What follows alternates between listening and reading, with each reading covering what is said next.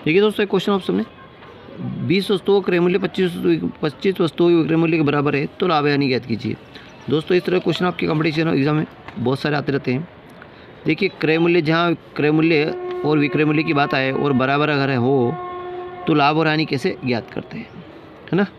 तो जो सबसे पहले कुछ नहीं करना है दोस्तों, सबसे पहले जो विक्रय है इसको क्रय बना लेना और क्रय वाले को विक्रय बना लेना, बस। तो पहले CP यानी कास्ट प्राइस कितनी हो गई, ये क्रय वाले को अपने विक्रय बनाया, विक्रय वाले को क्या बनाया, विक्रय मूल्य को क्रय मूल्य बनाया। तो क्रय मूल्य कितना हो गया अपना 25 हो गया। अब क्रय मूल्य को विक्रय बनाएंगे यानी कि सेलिंग प्राइस, ये कितनी हो गई 20। ठीक है, अब अपना सीधा हिसाब लग गया कि 25 में कोई वस्तु खरीदी और 20 में बेची। ठीक है, तो 20 में बेचेंगे तो 5 रुपये नुकसान होगा, यानी कि आपको हो गई हानि। तो हानि प्रतिशत बराबर क्या होगा कि हानि कितने रुपये होगी, 5 रुपये की हानि हो गई।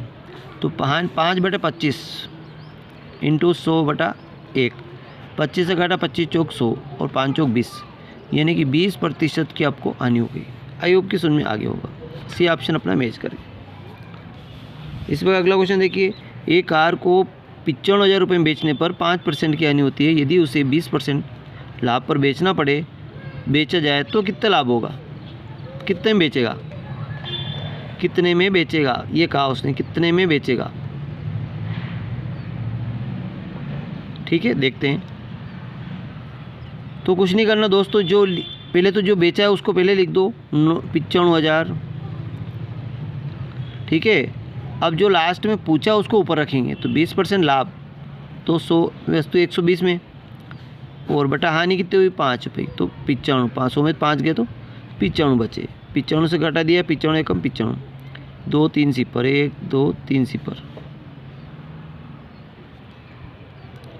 तो 3 सिफर यहाँ लगा दो, यानी कि 12,000 रुपये, 1,20,000 रुपये, 1,20,000। सी ऑप्शन अपना मैच कर गया।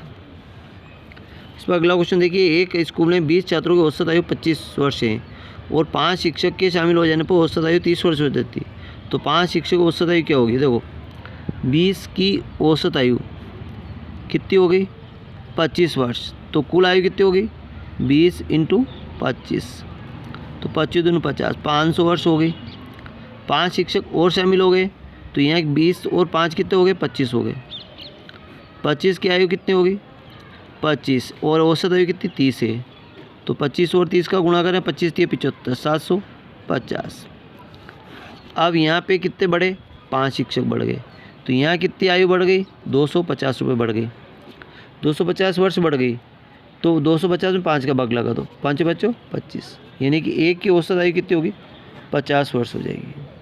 शिक्षक की औसत आयु कितनी होगी अपने पास 50 वर्ष हो गई।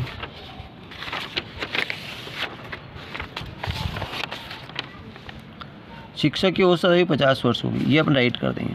इसी प्रकार अगला क्वेश्चन देखिए, राम अपने घर से आ गया, इसमें घर से 15 किलोमीटर पूर्व की ओर जाता है। तो पूर्व पश्चिम के लिए अपन क्या करेंगे कि ये जो डायग्राम है ईस्ट वेस्ट नॉर्थ और साउथ। अब यहाँ पूर्व की ओर, पूर्व इधर है तो हमेशा वो 0 मूल बिंदु से चलता है। तो कितना गया वो 15 किलोमीटर चला। फिर बाएं मुड़ा, बाएं इधर है, इधर दाएं है, बाएं मुड़कर 8 मीटर चला।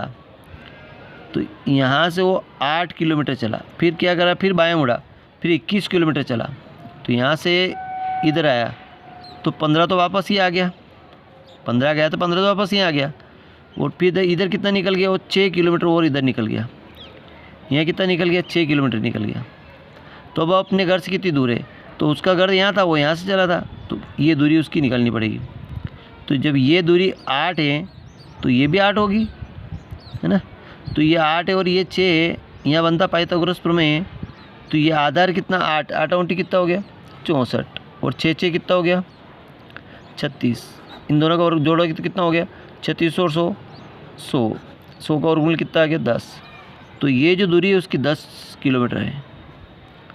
सी ऑप्शन अपना मैच कर जाता है। अगला क्वेश्चन देखिए, राम और श्याम की आयु का अनुपात 60:7 है। उनकी आयु का योग कितना है 135 वर्ष है। तो उनके राम की आयु ज्ञात कीजिए। राम, ये राम है और ये श्याम है, इनकी आयु का अनुपात 8:7 है। जो इनकी आयु अनुपात है 8 अनुपात कितना है 7 है। अब ये कह रहा है योग की बात कर रहा है, तो योग यानी जोड़ दो। 8 और 7 कितना होगा 15, और 15 अनुपात का मान कितना है 135 वर्ष। 15 15 7 135, 1 अनुपात का मान कितना आ गया अपने पास 7 आ गया। तो कह रहा है राम की आयु, राम की आयु कितनी 8, तो 7 का गुणा इसमें 8 में कर दो, 7 8 56 वर्ष। कितना हो गया 56 वर्ष हो गया।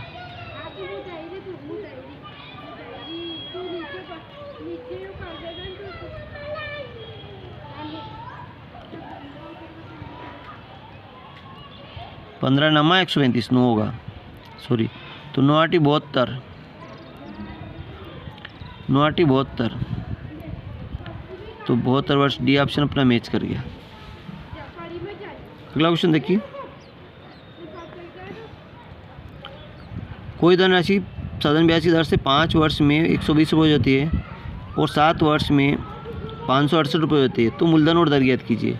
देखिए 5 वर्ष में कितनी हुई 520 हो गई, और 7 वर्ष में कितनी हो गई 568 हो गई, तो कितने वर्ष का डिफरेंस आया 2 वर्ष का, है ना। 2 वर्ष बढ़ा, तो इधर देखते हैं 8 तो ये आ गया, 6 में से 2 गए तो 4 बचे। 2 वर्ष का ब्याज कितना 48 रुपये, तो 1 वर्ष का कितना होगा 2 दूनी 4 2 चौक 8, 1 वर्ष का ब्याज 24 रुपये। 1 वर्ष का 24, तो अपना 5 वर्ष का निकाल लो, 5 वर्ष, तो 24 इंटू 5 बराबर 120 वर्ष। ये कितना है 520 में से 120 घटा दो, तो कितना आएगा 400। ये आएगा मूलधन आएगा, मूलधन। तो 400 तो मूलधन हो गया आपका। अब इसमें 400 मूलधन यहाँ पे भी 400 यहाँ पे भी है, तो ये 500 वाला ऑप्शन कट गया और ये भी 800 वाला कट गया। अब ये 400 मूलधन है 400 है, लेकिन दर कितनी है 6% आ रही है कि 9% आ रही है वो देखना पड़ेगा, है ना। तो मूलधन तो निकल गया, अब दर निकालनी, दर कैसे निकालेंगे देखो। तो दर का एक फार्मूला होगा, यहाँ भी जगह नहीं दर लिख लेंगे। दर बराबर ब्याज, ब्याज कितना 120, ब्याज इंटू 100, और मूलधन कितना अपना 400 इंटू समय, समय कितना 5 वर्ष है तो 5 आ जाएगा। 2 सिपर से 2 सी पकड़ गई, 4 एकम 4 3 12, 30 आ गए, 5 को 5 छंग 30, यानी कि 6% दर हो गई। तो बी ऑप्शन अपना मैच कर गया, 6% दर यानी बी ऑप्शन अपना मैच कर गया। इस वक्त अगला क्वेश्चन देखिए, एक जन्मदिन 20 मित्र एक जन्मदिन की पार्टी में एक दूसरे को गिफ्ट देते हैं। अब यहाँ गिफ्ट देने वाला आ गया, तो कितने गिफ्ट दिए जाएंगे। अभी हमने आपको पहले क्वेश्चन बताया था, गिफ्ट देने वाला फार्मूला होता है, देखो